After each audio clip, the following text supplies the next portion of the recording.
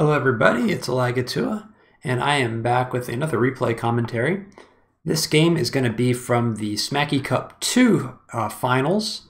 The quarterfinal round is going on right now. I think there's one game remaining left to be completed at this time. But this game just completed, and I figured we'd give it a look. This is between Go7 and LaskaLarnar. Sorry, not LaskaLarnar. That R looks like an M, but there's a space there. And this is an Andy mirror on Marengo 1v1. So later on, we'll be kind of randoming who we choose to follow in this fall game. And I have not actually looked at this replay before trying to commentate that. So we'll see if that impacts my ability to give useful insight or not, but it's always fun going into stuff blind. You'll get my blind feedback before I see whether moves end up being good or not. And before we get into the actual commentary, would like to spend some time looking at the map itself. This is a very interesting map. I've played on this map once or twice, and if you're just looking at the map for the first time, there's really kind of a lot going on, and we need to take a moment to kind of break things down in order to figure out what's going to be happening here. So player one is going to be starting with these two bases here. And even though we have a road here, somebody decided to put a mountain in the way of the road and didn't finish the path through. So basically this base is forced to go this way, and this base is also going to go this way. You can path up here like this, but you're going through a minimum of 3/4, and the pathing is kind of not very straight. So really, your default is to have these two bases pushed this way. And then also, you've got a neutral base here that's going to end up belonging to player one. And so this base has much faster access to this kind of corner because you're only going through one forest here and here to get up to here. Additionally, we've got an airport over here that's beyond the river. And so this basically is the classic two bases to one front and one base and an airport to the other front kind of layout. So a lot of maps have a similar layout to this. Now this map is very wide, so it's wider than it is tall. And when we're looking at this map, the terrain, even though this corner of the map is very far away from these bases, the terrain does allow us to get stuff down here relatively quickly, especially from this base. If you look here, we have a extremely fast road chain that we can use to get all the way down to this corner that's all shoals and roads and bridges and cities and things like that. So very, very fast for recons to get into this corner. And if we're coming from this base is a little further away because we need to retrace the same steps just to get to where this base is. So your vehicles, if you have to choose a place for them to come from, you want to go this base, and then this base is for the furthest away from everything. So oftentimes will become an infantry base. And yeah, I'm going to pause this recording for a second while I look up the income on this map. Okay, the map comments say it's 21K. So 21K is not a huge amount of income. So oftentimes 21K is usually not quite enough for 3 vehicles. You could do like tank recon, but oftentimes you're going to have some kind of repairing going on, and so triple tank is kind of unlikely. And more likely you're going to have something like copter, tank, infantry, copter, anti-air, infantry, copter, recon, infantry, something like that. Those are some really common deploys in the 21K range. So, so when you're not going to be building 3 vehicles in a turn, you generally want the furthest base back to be the infantry base so that your vehicles can get to the fronts faster, so that you can reinforce your fighting more quickly. So let's look at, we already covered the bases, we covered the airport a little bit. Let's take a look at, I guess we can do comm towers. So comm towers are here and here. And even though they feel like they are relatively in the middle, these comm towers are extremely not contestable. And the reason for that is you got this mountain here. You've got 2 forests here and here. And so even if for some reason you lose the middle really bad, all you need to do is have an artillery in this forest or just infantry, back on these very strong defensive tiles. It's extraordinarily difficult to force an opponent out of this triangle, and you're going to have to do that if you're going to actually flip the comm tower. So flipping the comm tower is not really a thing, and it's not something that you should try to go for, even if you've established an advantage on the board, unless you're really in control of all of the contested cities already. And speaking of contested cities, let's look at the contested cities. There's really 6 especially contested cities on this map, which is a good number. So you got this city. It's very kind of close to the center line. This city, and then this corner city. And the same thing goes on the other side. Okay. Especially these 2 cities tend to get fought over early, and once someone gets them, they tend to be difficult to flip, but oftentimes there will be a lot of brawling to deny those cities, and then whoever kind of has control of this corner tends to be able to get this city just because you're blocking off the path through here.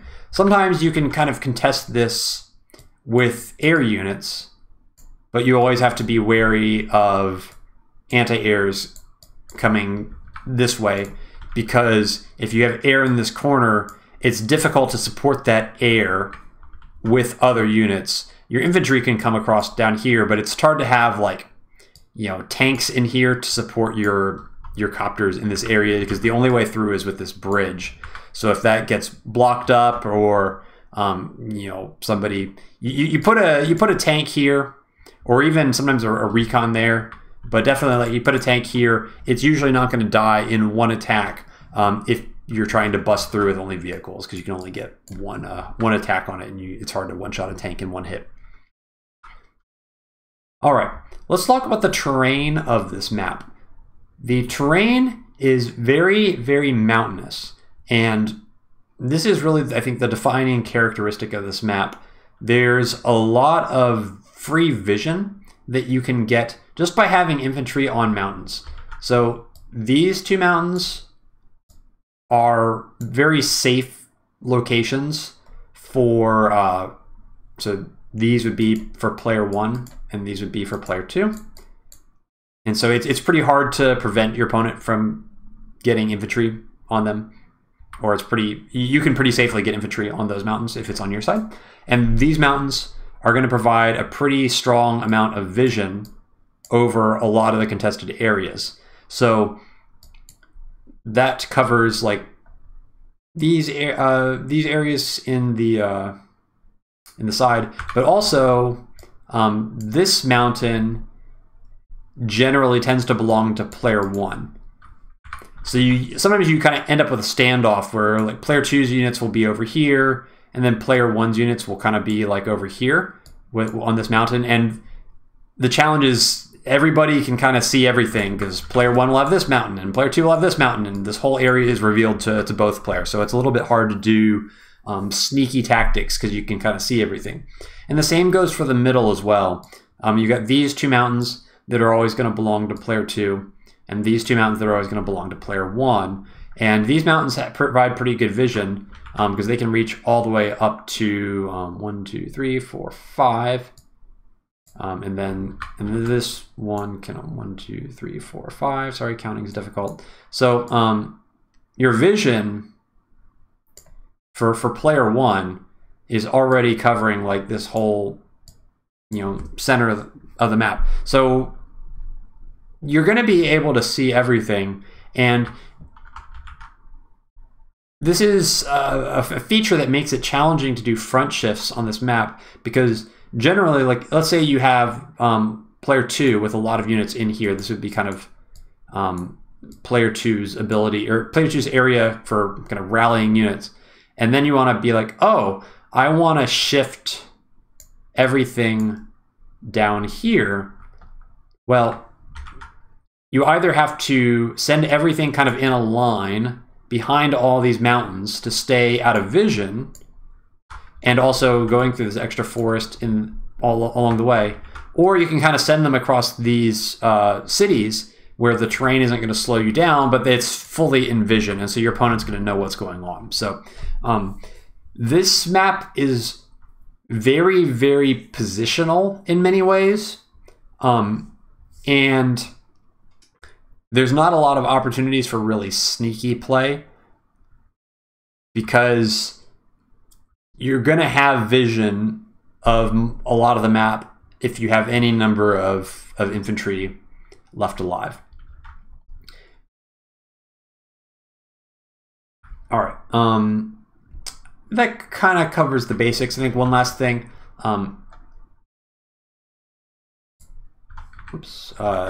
The HQ. So the HQ is here and here, and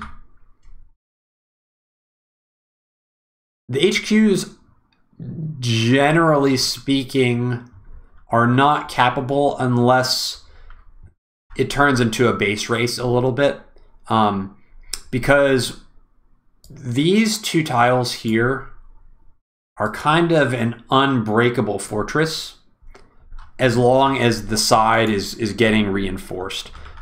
This forest is the only way to kind of get back here. And this mountain blocks vehicles. So the only way you can kill something that's in this forest is you need to have both of these tiles, really. And the only way to have both of those tiles is to have control coming from this direction, but also from this direction. And so that getting an advantage both here and back here requires you to have just obtained a significant advantage already in the number of units you've gotten, the number of units you've killed on that front. And if things are still reasonably close, then trying to attack into here is just asking to have your opponent put an artillery in here, and just, you can't clear it, because even if you get a unit here to get vision, you can't also get a unit here to attack it, and then you're only getting one attack onto the artillery, and you can't kill an artillery in one hit. So it's going to still be there for the next turn, and then the counterattack comes and wipes out all your crap here, and then you've failed to bust through. So even if you kind of gain control over this area, it's really hard to push into this next tier of cities. And so that's why these 3 cities end up being pretty contested, and these 2 cities are very, very difficult to flip. It's because of this this terrain here. So if you manage to get 2 out of 3 of these and 2 out of 3 of these, then you've established a pretty substantial advantage, and that might be it might be time to kind of sit on that and let your opponent try to fight aggressively into your income lead, because of the positional nature of this map. The terrain is very defensive. Okay, so I think that covers most of the map. Let's maybe talk about one more thing. This base here is a really good medium tank base. The income is pretty low on this map, so Neotanks are a little bit hard to come by. If you're going to get a Neotank on this map, you have to save up for at least more than one turn. But the reinforce here, so 1, 2, 3, 4, 5. So the forest here is not going to be slowing down your reinforce for medium tanks. Like if you want to send the medium tank like here, then it would slow it down. But you can go this way. So like this is 1, 2, 3, 4, 5, 6. So this is a great spot to put your tanks as you build them. And then these are great spots for medium tanks. But the reinforce time to the contested properties from this base is very, very low compared to these bases getting to these contested properties. So if you're really trying to consolidate control over these, it can sometimes be very good to tech from this base, because this base allows you to thrust a lot of your income in this direction and get it to the fight very, very quickly. Where if you tech from these bases, it's going to be a long way. Like your medium tank's going to have to go 1, 2, 3, 4, 5, 1, 2, 3, 4, 5, 1, 2, 3, 4, 5. You know, it's like 3 moves just to get it to the line here. And from here, it's 1, 2, 3, 4, 5, 1, 2, 3, 4, 5, and you're already at pretty close to your line here of contested property. So it's you know, it's like 2.5 tank moves for a medium tank from here, and from here it's like you know, over 3. So that is something that you can do, and I do think that medium tanks are a good thing to build on this map. It suits it well, given the base positionings. Lastly, we can talk about the COs on this map.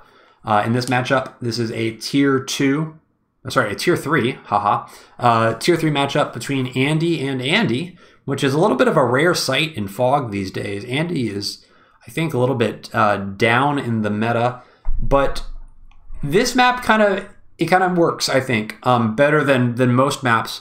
Kindle is not really an amazing choice on this map because the fighting tends not to take place on the properties itself. It tends to take place like in this corner, or especially like in this area between the cities here. You get a lot of fighting.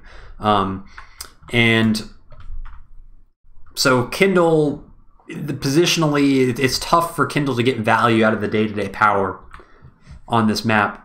And especially pales in comparison to Drake. Because again, this is a positional map. Things can tend to stall. It's very easy to kind of stall things out if you're determined to play that style. And so you see a lot of Drake on this map. But because you also see a lot of Drake, sometimes if Drake is strongly the meta, then it does open opportunities for Andy, because Andy somewhat can counterpick Drake. Or at least Andy, well, Andy really does not want to fight Kindle, generally speaking.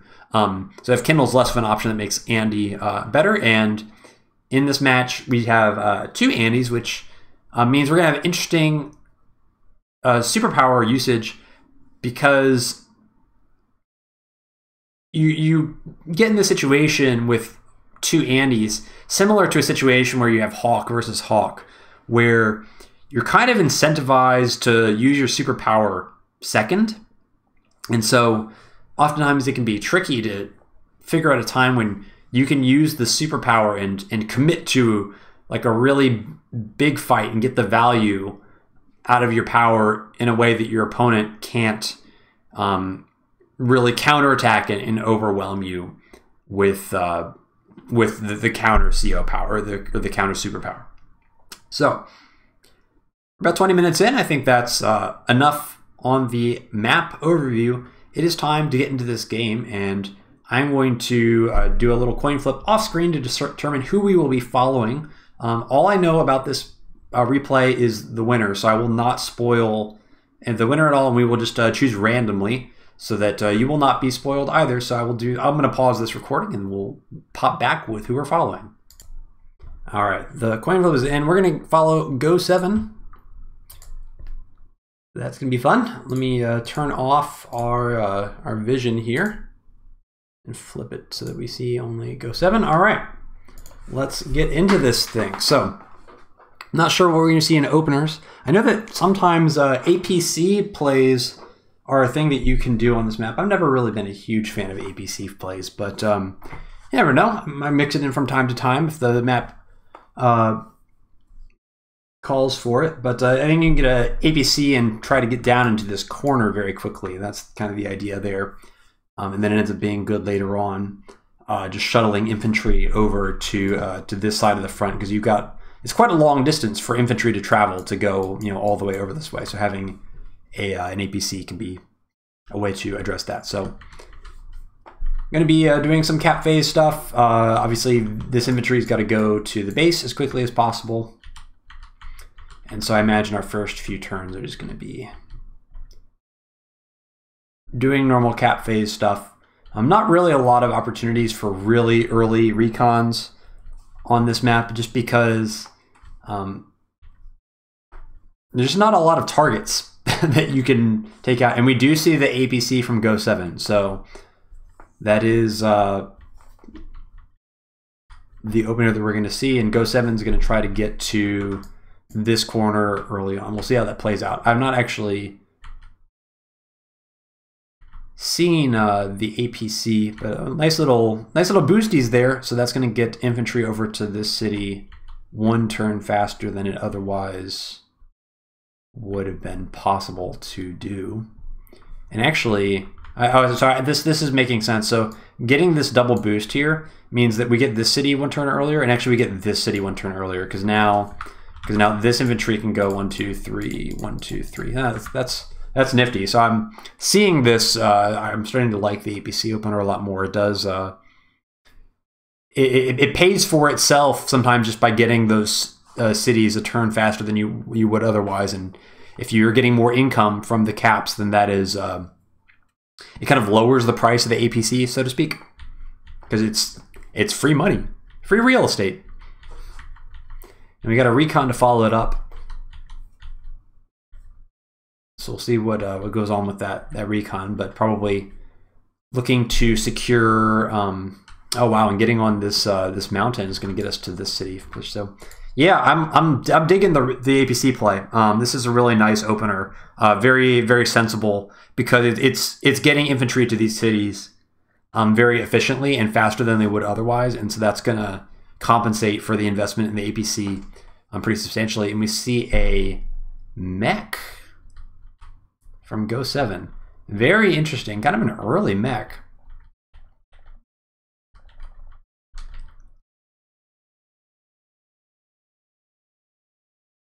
Okay, so it's gonna be set up for the APC next turn. So, I mean, I think the opener is pretty well thought out by Go7. Like all the timings kind of make sense, and the units are kind of synergizing very well. So far so good. And now we've got our tank up here, so we're gonna have kind of a balanced commitment to each front.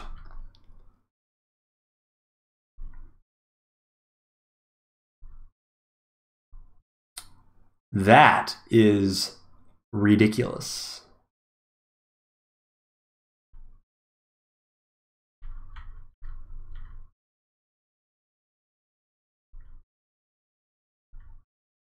Okay, so we are already learning a lot about this build. So first of all, LaskaLarnar does not have an APC. And the reason we know that is because we've seen 2 vehicles that are really up in our face. And this might even be a day 3 or a day 4 recon. It's really, really early. I really don't like plays like this, because it's kind of like, gee, I hope that my opponent didn't build a tank last turn. And it's a lot of risk for not a lot of squeeze. Sure, you're preventing this infantry from going here, but now this 7 HP infantry can just go over to here on top of this mountain, and then potentially set up for a 3-turn comm tower cap, which isn't much worse. And also, if the infantry comes here to trap, then this recon is just going to die for sure. So, I mean, maybe you can argue that it's it's worth it because it is going to slow down the caps a decent degree, but I feel like sacking your first vehicle is putting yourself at a pretty strong disadvantage. But maybe LaskaLarnar is going to really try and make a run for like these properties and just hope that he can slow down the cap phase enough to get infantry over there first. We'll see how that goes. And then also, we see the tank. Unfortunately, the tank is going to see our recon. So that's kind of unfortunate. We would have loved to maybe have the recon here instead so that we could know there's a tank there, but our opponent wouldn't know that we have a recon over on this side. But it's still good to know that there's a tank there. And this tank is not actually slowing us down at all because we weren't in position to get this this city anyway. So.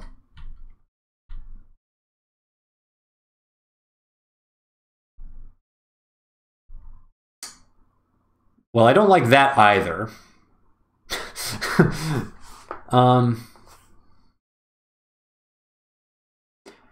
sure that had to be a roll here. I'm going to pause this video and we're going to go figure out what the percentage of that was. Okay, I'm back with the numbers. So I ran the numbers. That was an 81% chance to kill. So that's just really crappy luck for Go7. I'm not sure that I would have gone for that anyway, because I kind of think it's better. I don't know. So the idea is, if you go for this, then this ooh, that was weird. Then this infantry ends up at full HP when this dies, so that next turn it can start capping like this city instead.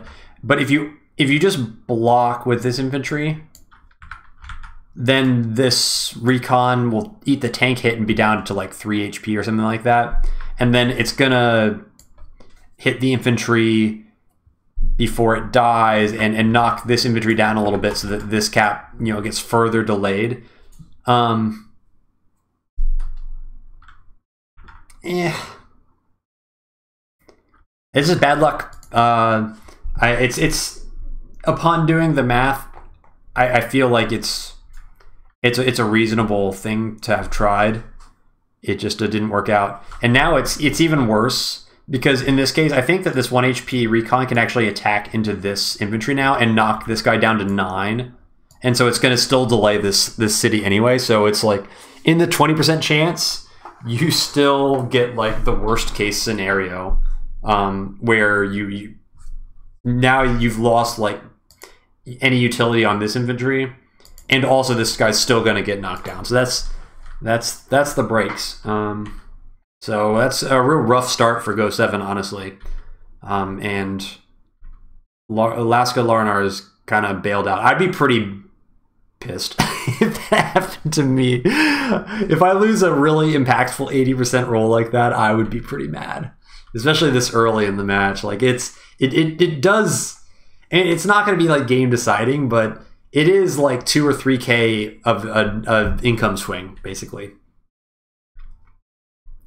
So Go7 going to get that mech out, and we got an early copter as well. So this is something that you can do, and oftentimes you can use an early copter to try and secure this corner, or at least prevent your opponent from getting infantry there, because they're not going to be able to cap that city unless they have an anti-air up there. So we're just going to be ignoring the tank for a while. We can't really contest it. Oh, I like this. So this is the please attack my infantry. It's so vulnerable.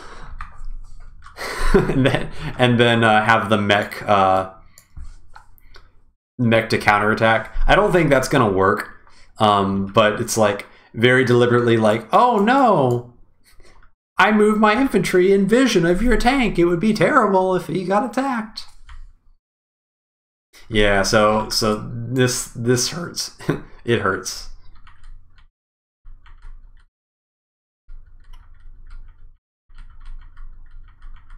Yeah, unlikely to see anything else this turn, so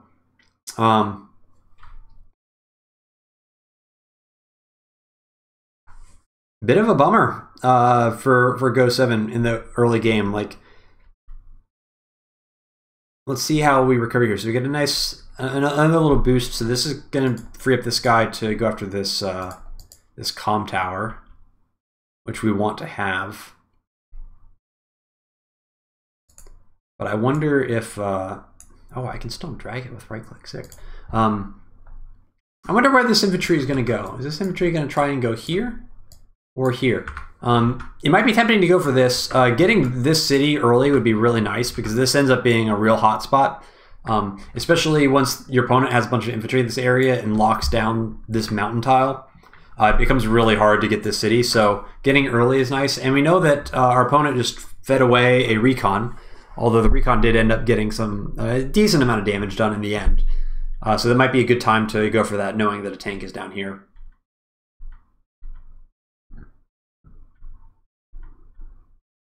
Yeah, and artillery on this side now. So double artillery and a mech. This is truly a Go7 game. Go7, I feel like more often than not just ends up making mechs. If it's possible to make mechs, you're generally going to see them. Really trying to get as much value out of this APC as possible and trying to rely on the positional nature of the map. Mechs, pretty good with Andy because with that superpower you can get an extra movement for the mechs, which can give them the ability to counterattack more effectively. And double artillery, and I think the reason this is being done is to use the income efficiently to be able to get kind of 2 power units and then also this mech. But there is a risk here, and if we kind of go before the deploy, so we have 15,800. I mean, I feel like the risk that we do by doing a double artillery here is we have no anti-air down here.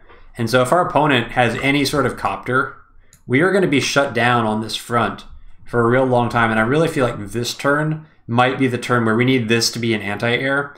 And then maybe we can do the artillery here and then an infantry here. And even though we can't make them, we don't get the mech out that way, but I'm just very worried that the copter, we have no answers to copter here. So let's see how this shakes out. Oh, and we got to join on the infantry. Oh, I really don't like that. I really don't like that, especially as Andy.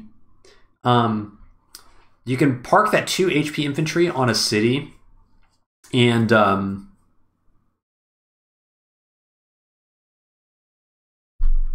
then later on, like, you're gonna get hyper upgrade, and it's gonna turn into a real infantry eventually if you wait long enough. I think the idea is to really focus on this city, but I'm not really sure that we're going to be able to get this city. I mean, we'll see, but I feel like LaskaLarnar is going to have more contest over here, and we'd be better suited just trying to like deny these, get this, and keep an eye on this. Because we can see the city forever with this infantry here, with the mountains. So again, the mountain's kind of playing a role here.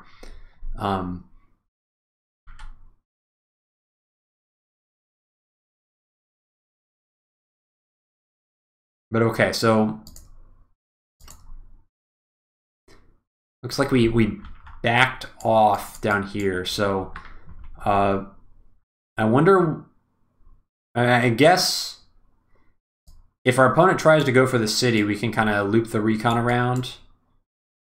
Can we go? Yeah, we can't go from the other side. So, I mean, it's going to be a little bit hard to contest this city if our opponent goes for it. Like, we can potentially bring this infantry up on the mountains, but maybe we're going to send this guy down to this corner. Well, let's see what he does. This is kind of a pickle. Oh, wow, we're playing really, really passive over here. Really, I think trying to bait the mech. But this is the challenge of the mech, right? Like, you kind of want the mech to be heading down here. if the mech is here, it's kind of a no man's land because the mech is like your counterattack guy, but it can't get to, like, the counterattack could happen from like here or here. I mean, getting him here would be really challenging. I don't think it's going to happen, but I mean, this is where the good stuff for mechs can happen. So I think leaving him here, and now he's just kind of stuck. So it's one of the weaknesses of mechs, and we're really giving up a lot on this side here. What? Hold up.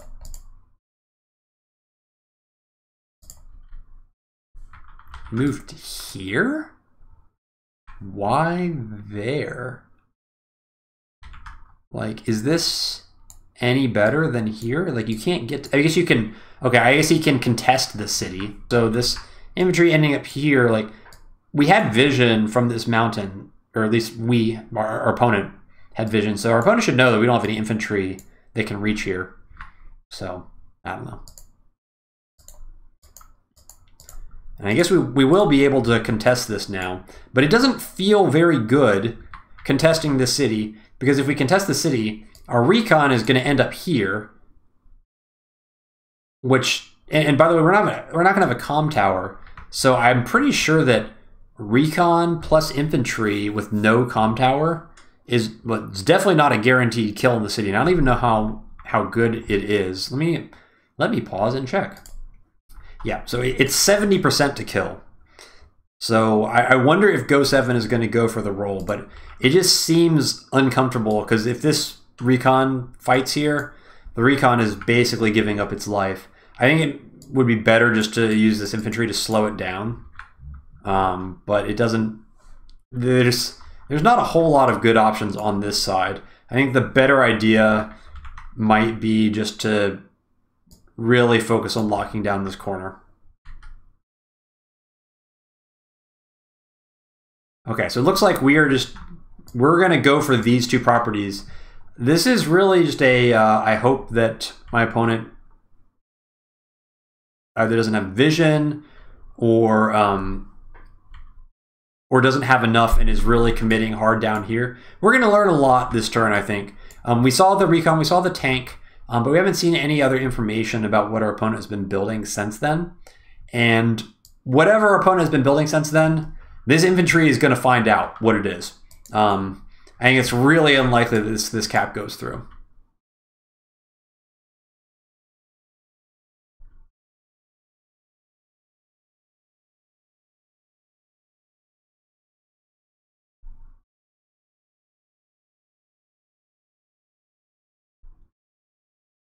Ooh. No, I don't like this. I don't like this. This is sacking an infantry for no benefit, in my opinion. This is not a contestable city, in my opinion. It's not contestable, and so trying to deny it, yeah, I mean, the good news is you see this copter, so that's nice. That's good information, but that wasn't really the point. That's just kind of a happenstance. And I don't like that.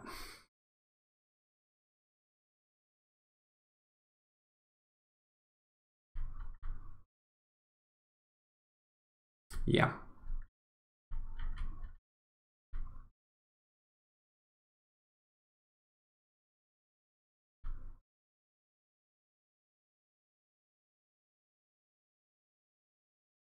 Wow. Okay. So I think we learned a lot here. I'm stunned that Go7 actually managed to get this city. This is actually a really, really big moment for Go7, because once you get these two cities, you can actually kind of play more defensively, because you don't need to be on this diagonal anymore once you have the cities already. So you can kind of be back a little bit and just play the counterattack game. And then you're likely to be headed towards kind of a half map situation where you can kind of take your shots, and the obligation to attack is not on you. Still got to do something about this corner when we got no vision of that going forward, although we should know from our position last turn that there shouldn't be anything here in the immediate future.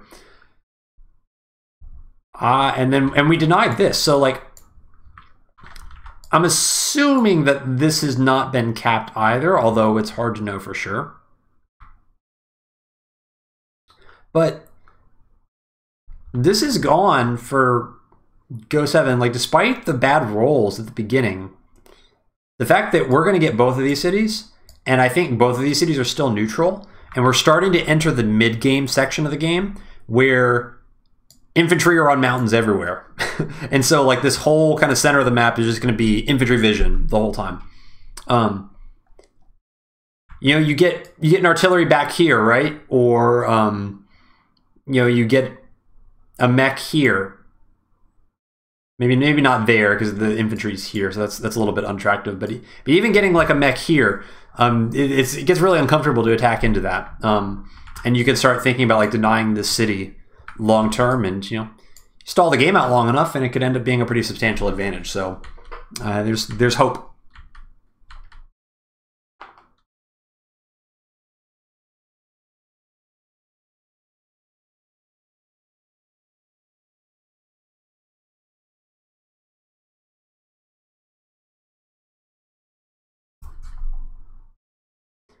But as I mentioned, there's no follow-up to this harass here because you can't really do anything. So again, could have had just an extra infantry chilling here and it would have been fine.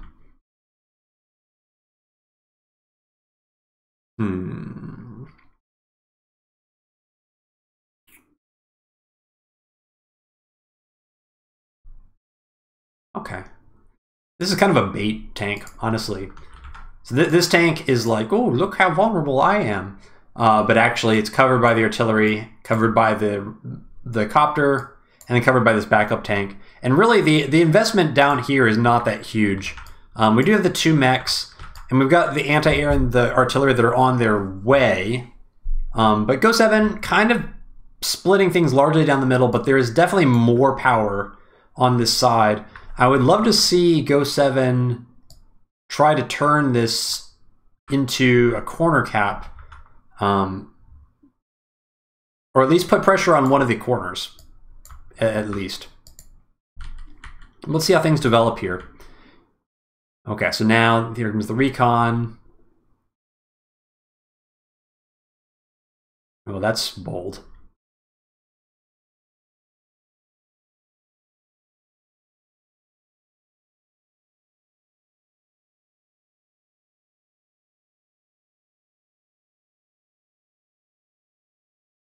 Yeah, so this is what I talked about earlier. Because there's so many mountains and you can see everything in the center area, we can see the front shift happening. We just caught the tank going over here. That's actually a little bit sloppy, because if you want to send it up this way, you actually probably should just send it around the back so that it's not in vision. But we can see that, all right, LaskaLarnar is probably shifting the majority of the power over towards this side. And what this probably means is that, well, first of all, this anti-air probably ought to start shifting this way. This artillery probably needs to still come this way, but I think it would be really good for Go7 to put pressure on this corner city, having seen a lot of the stuff come up here. And if we get denied by a copter, then we just live with it and run away.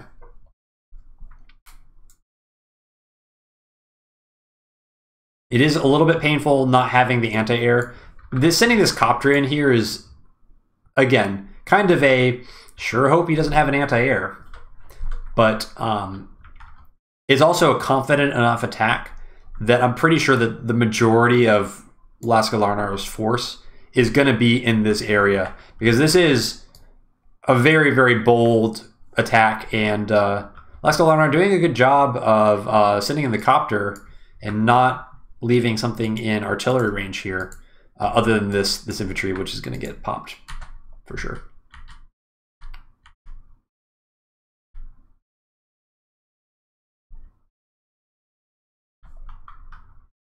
So like I would love to see something like you put the recon here, and then you go for the cap.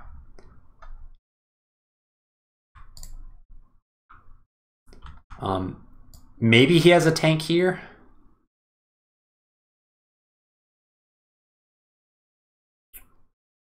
But it might be worth the risk, honestly. Might be worth the risk. Because if there's not a tank here, then putting the recon here secures you the cap of the city 100% of the time. It can't be stopped. So let's see if Go7 goes for that.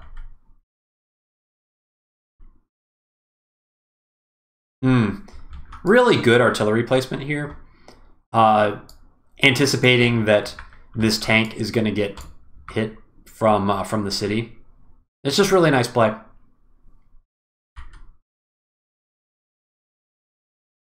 But copter on copter violence there, that's really nice. That being said, if LaskaLarnar has an anti-air in this vicinity, this copter can run away and just hang out till the superpower comes, and then this copter is going to get potentially hit by an anti-air, and it's going to be a very good trade for LaskaLarnar. So the Andy factor kind of becoming a thing. Okay, so we've at least held onto this city for another turn, but we're going to continue to get pushed there. We got to do something about this, but it doesn't feel that great, honestly. That is one of the challenges with mechs. You invest enough money in mechs, they are not very mobile. And so if LaskaLarnar is investing very little into this side, at least from what we see, if it's all up here, then LaskaLarnar is going to have more stuff on this front, and this fight might go badly for us. Yeah, not surprising not to get that roll. That roll, I think, is like a 33%. Okay, we do see the recon block, so nice. I called it. And again, so yeah, medium tank up here. So this is, unfortunately, to me, this feels a little bit late for the medium tank. If this medium tank had been built last turn, I think it would have been a lot better. But it's hard to know that your opponent was going to attack like on this front. For all we know, there could have been a big attack down here. Although the fact that this infantry retreated up here could have been a sign that maybe the contest is going to happen on this side.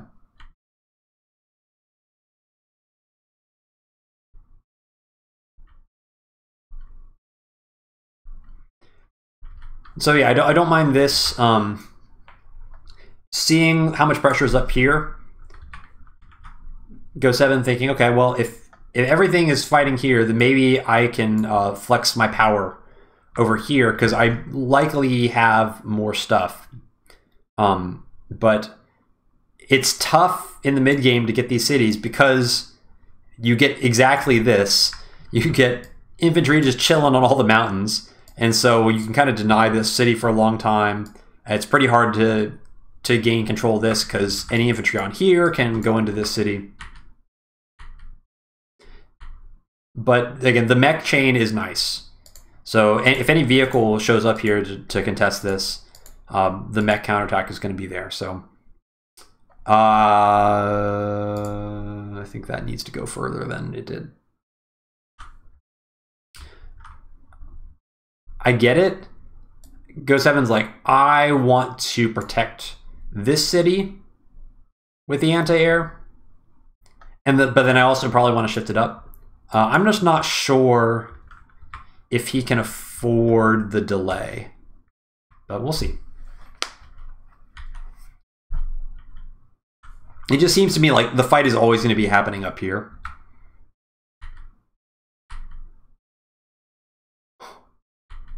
Interesting. So attacking the tank with the infantry to guarantee the kill with the tank. I wonder if it might have been possible to do that in a different order. But yeah, so there's the anti-air coming in. Not surprising. And on the city as well.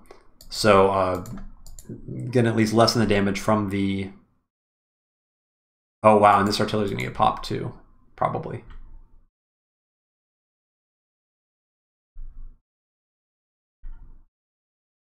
Whoa.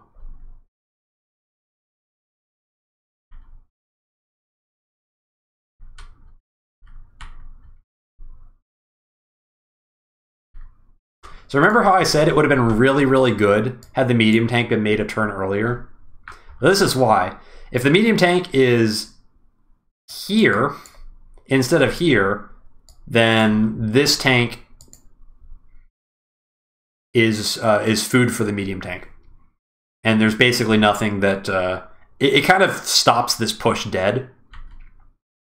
And LaskaLarnar is kind of hoping that I don't think LaskaLarnar has a realistic chance of getting this comm tower, but LaskaLarnar is saying this is another thing that you have to commit units to kill, and I'm betting that you don't have enough. I'm betting that you don't have enough stuff.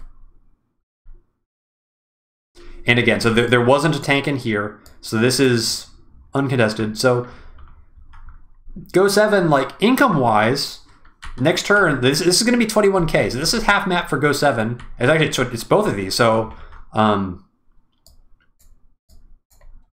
so 22k, and then this city is uncontested as well. So Go7 has more of the cities on the map, but Go7, like we're losing this fight pretty badly.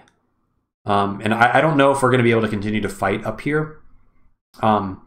It may be in our interest to try and shift like down this way and just kind of defend. You're basically obligated to defend the comm tower, and yeah, it stinks because this recon is like up in your grill, and it's going to see everything. So it's really hard to surprise your opponent when you're in this situation. And so again, it's the good side and the downside. The good side is we're strong enough here to get these contested cities, but we committed the mechs, the APC, the artillery, and the anti-air is out of position, and so we got kind of rolled up here, and we've got a temporary income lead, but like really what can we do to stop these properties from flipping because we've lost the fight on this side. The good news is at least getting into this woods here, we can we can keep the medium tank a secret, but there's already an artillery on this front.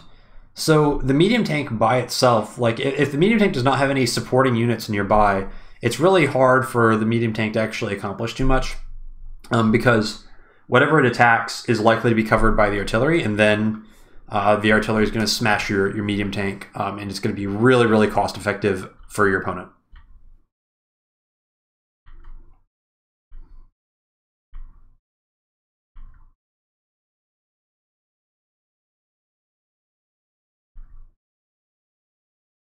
Hmm. Hmm.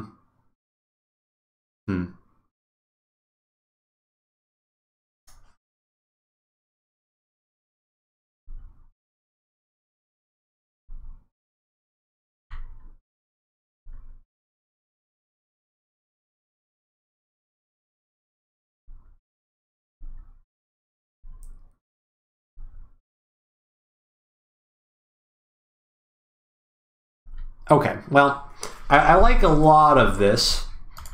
I think the idea is right here.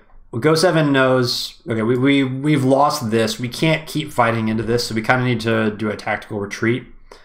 I might have tried to bait with the anti-air here, honestly, because you've got the infantry, or sorry, the artillery covering. So if you put the anti-air here, it's likely to get attacked by a tank. I just worry that, you know, if there's another anti-air, it's going to pop this copter, and then it's also going to be on the comm tower, which kind of stinks. I don't know.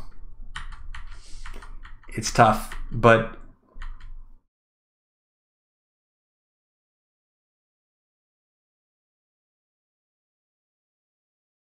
all right, this is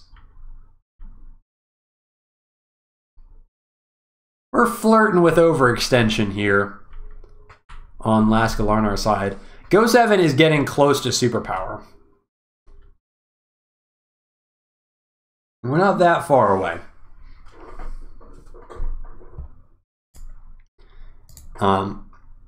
That being said, LaskaLarnar, very, very good vision. Okay, so this recon here sees a lot of this stuff. 1, 2, 3, 4, 5. So doesn't see them. Well, this recon sees the mech. So LaskaLarnar really sees everything, and the commitment. I mean, it's a little overextendy, but the commitment here is not that huge. Like, this is a recon and a damaged infantry. So,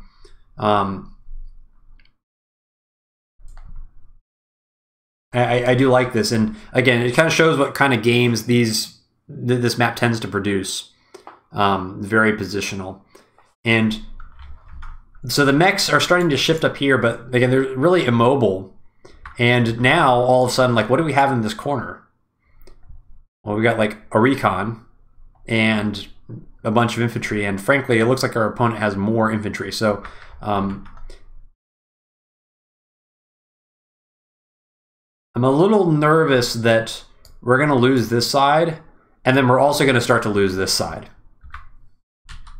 And that's when things get pretty scary.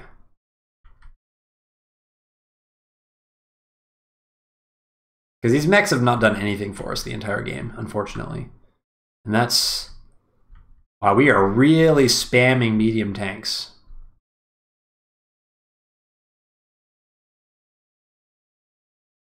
I just don't know what the end game here is. Like, are we hoping to stall this out for another 20 turns? So we're going to lose... So we lost this city. We're eventually going to lose this city. And then we're going to actually be down on income. Because purple surely... LaskaLarnar surely has all 3 of these cities. So we're going to be down 1k. And when can we ever get this city? It's going to be tough. Wow. Okay, this is really aggressive.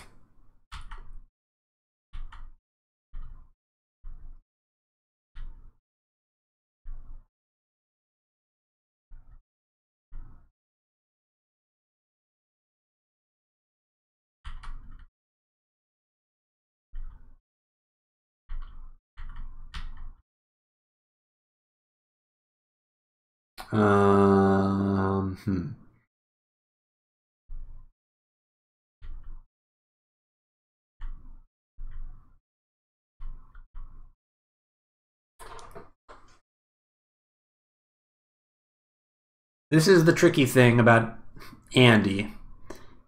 You really want to get your superpower this turn, but you also really can't afford to use the superpower first. And I think LaskaLarnar is kind of playing us pretty well here, because we kind of shifted our very immobile mechs, and they're finally like getting up here. And the second we leave, there's the infantry push with an artillery backup, and like there's just nothing we can do to long-term deny this city.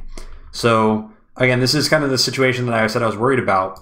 We lost this corner, and now we're starting to lose this side as well. And all the contested properties are starting to go to our opponent because we lost that first fight, and now it's just starting to snowball. So no surprise there that the artillery is in the woods, but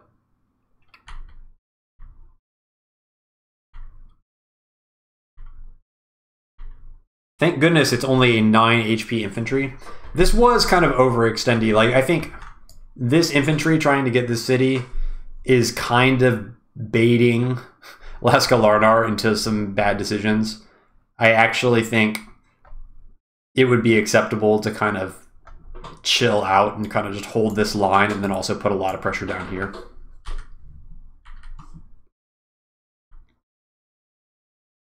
Because even if you get an artillery shot on this tank that does like 6 damage, one superpower and it's going to be back up to full HP. And it's really hard to get a tech unit that's going to be able to finish off this this medium tank.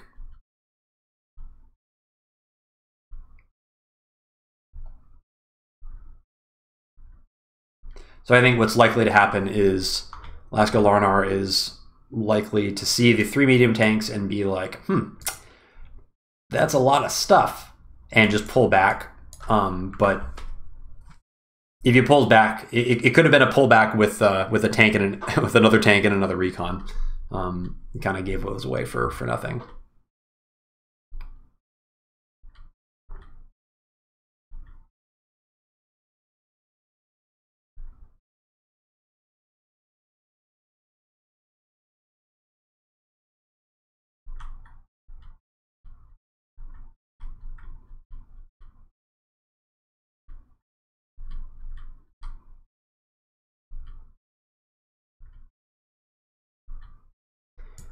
I mean, LaskaLarnar is playing a great game. So this is the classic. I mean, it looks like maybe this was a bait. Now this bait probably could have been done with less commitment, but you know what? It's still working very well because we can see now that there's a lot of commitment down here. And we just finally got our mechs in position up here, and now we've got nothing on the other side, and we are really, really hopelessly outmatched down here. And I mean, we want to deny this city, but whatever denies it is just going to be delaying it a turn, and potentially, you know, if in the event of a superpower, you know, may not even be delaying. And so, like, this is really starting to spiral out of control horribly. And I do think, like, I understand the need to defend this side to avoid getting totally run over, but I think there needed to be at least enough commitment to make sure that this side was taken, because now, like, are we really going to be able to retake this? I don't really think that we're going to be strong enough to do that. And so now we're starting to feel the income burn, where we're down, you know, we're down, I think, 4K right now. It's 23 to 19, I think, is what it's going to be. And that, you know, if it stays that way for very long, it's going to get really, really bad. So we've got to make something happen quite soon. We do have a lot of medium tanks, so we do have, like, a lot of tech that is in position to fight. But,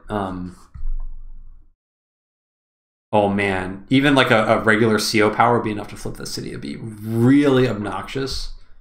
Probably not that impactful, but it's there for our opponents.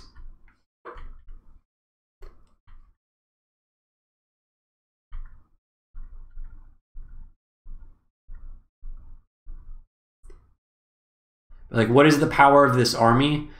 It's mechs and medium tanks. It's just a really immobile army. And I mean, yeah, LaskaLarnar is going to get this city too. This city is not even really a properly contested city. Like, you really have to be snowballing very hard to be able to take this. So that's another punch in the gut. Now it's going to be a 6K difference. And oh, okay, this is a sack for superpower. So now he's going to get this city too. So we're down to 8K. This is a nightmare. Well, that's really cool, though, to send the anti-air into the medium tank and then immediately get it repaired up. That's real nice. But it's not the fighting that's really making the difference. It's, woof. Woof. It's the income. The income is catastrophic. Wow.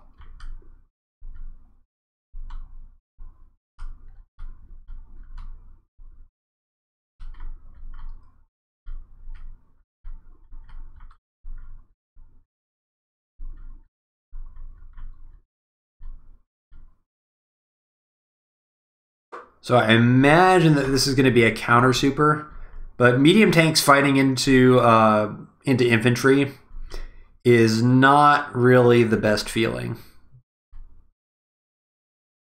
And a 17K turn is just like, it hurts so bad. Trying to get rid of an artillery, or trying to get rid of an infantry on a mountain when they've superpowered, it's real painful.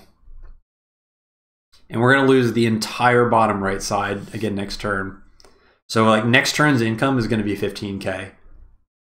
I don't even know what the cap limit is on this map, but this is, it's real bad. If we don't get probably like all of these cities in the next turn or two, it's looking just totally insurmountable because the tempo disadvantage, it's going to spiral out of control. Sure, we've cleaned up some infantry in the top left corner, and that's good, but we're going to get out-teched because being down 6K on a map this small with not so much income is a lot. It looks like there's an artillery in these forests as well. That's a very brave recon. That's a very brave recon. I don't hate it though, because it does see like what is the army. So we see everything down there. But this is for sure a sack. It's a sack.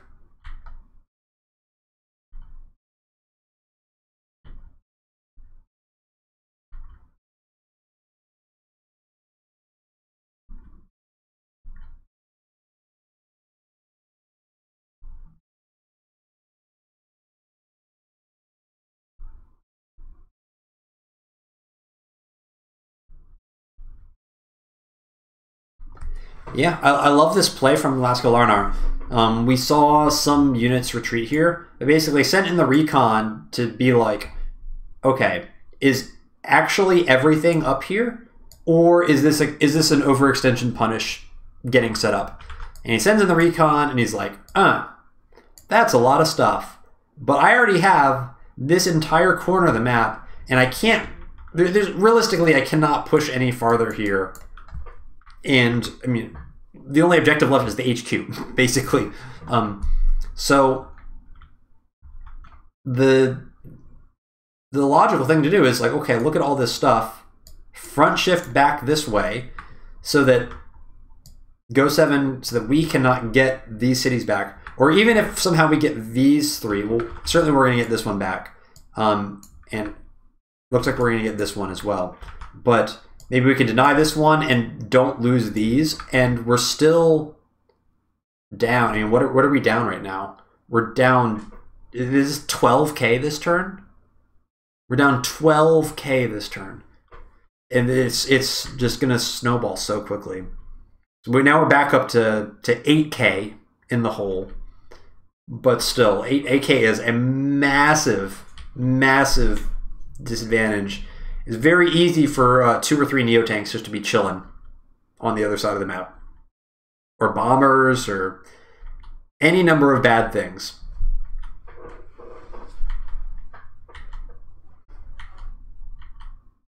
So getting some cleanups, like, I wonder, what is the unit count? So it's, in terms of like KD, like it's not horrible, but the positionality and the disadvantage that we've accumulated by being kind of out of position and having our forces in the wrong places at the wrong time is what's really costing us this game.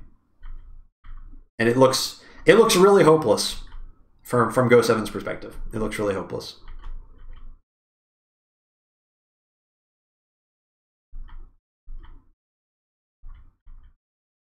Yeah, that's brutal. The 15K turn. Artillery, recon. Like, I mean, artillery is the answer. You have to have a lot of artillery because you're going to get out-teched with this kind of income disadvantage, but, I mean, it's really, really an uphill battle.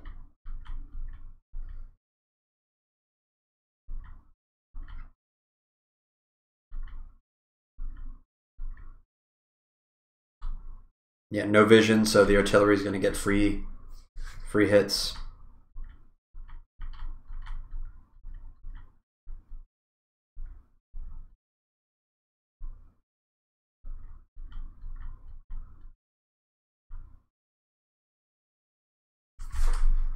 Yeah, and because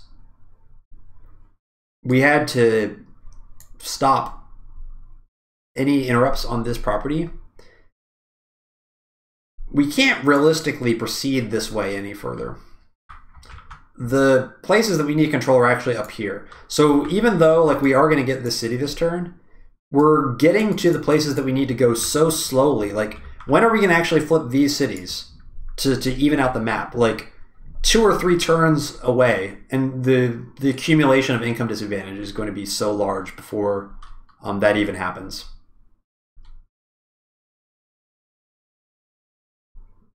Yeah, so not a huge shock to see a Neo tank just chilling there. Oh, we're going in. 1, 2, 3, 4, 5. Kinda would have liked to see maybe this attack happen before the superpower goes off, so that it gets healed back up.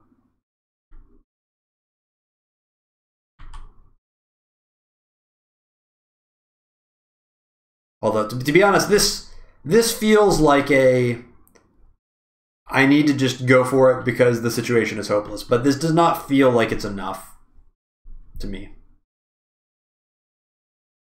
I kind of feel like this had to happen this way so that it had enough. See, it was like if you don't do it this way, it's a roll to kill the Neo tank. I think that's probably what the idea was.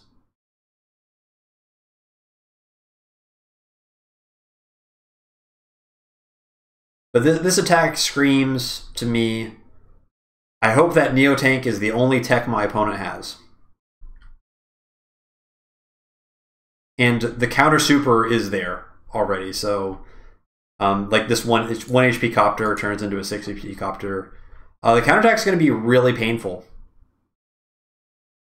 And these copters can't even attack. Like it's just it's tough being behind.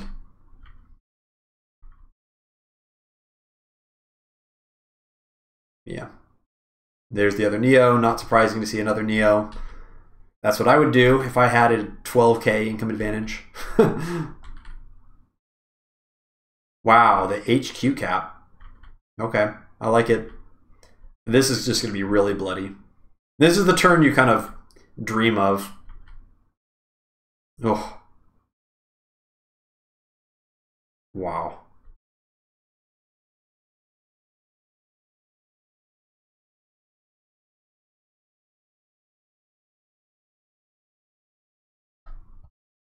Yeah. I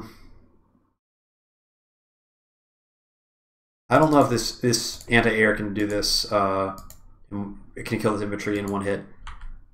But this is a resign. So yeah, I mean, the writing was on the wall for a lot of turns leading up to that resign.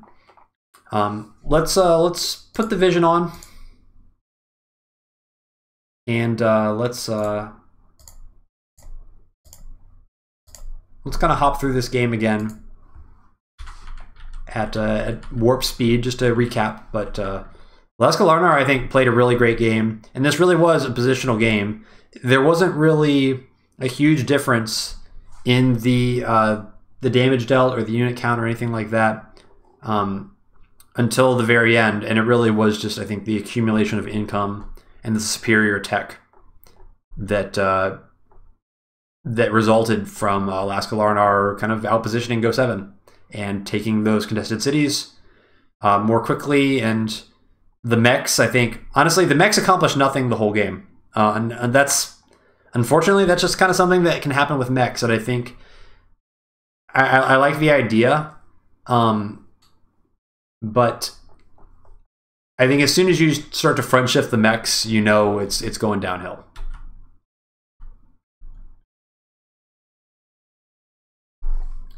So yeah, so really very little commitment on this side, and everything deathballed up here. And Go7 has like a little bit of investment in here that's doing nothing, and that lets this side flip. And then from there, it's just a matter of kind of attacking where Go7 isn't. This is like the counterattack turn, but it's not enough. And all these units not accomplished. I mean, they're getting this city, but they're not part of the fight that's happening up here.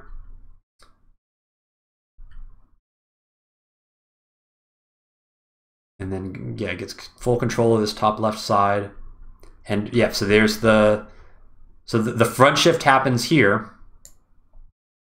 And this is really, this is just a retreat, essentially.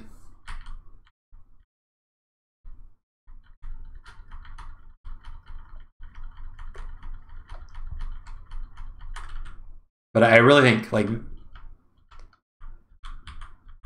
these turns, like the 12 through 15, once this happens, the game is kind of over.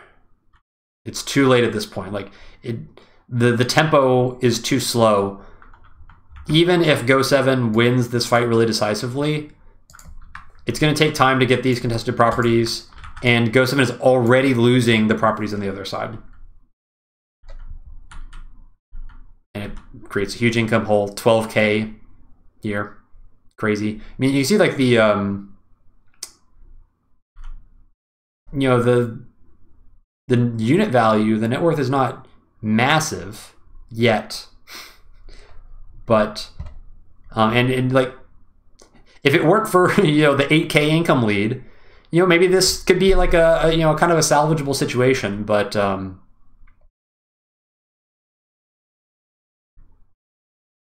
the board state is just really, really ugly for Go7. So takes a pretty catastrophic fight there. Well, even a bomber. So yeah, that's what happens. Like you can't really fault Go7 for going in for like a yeet, as they say, because the longer the game goes on, like you're fighting against 2 neo tanks and a bomber with your 4 medium tanks, and it just, what are the odds that you end up being able to take this corner? Like it's unlikely. So anyway, hope you enjoyed this replay review from me. I've got some more games coming up. I've got a Smacky Cup game that is in the works right now. So hope I win. We'll see what happens. Should be a good game. But I've got a good opponent there, so I'm not going to take that one lightly. So do my best to get some more replay commentaries in the future. But I hope you enjoy your upcoming October and September, your fall, and we'll see you next time. Have a good night.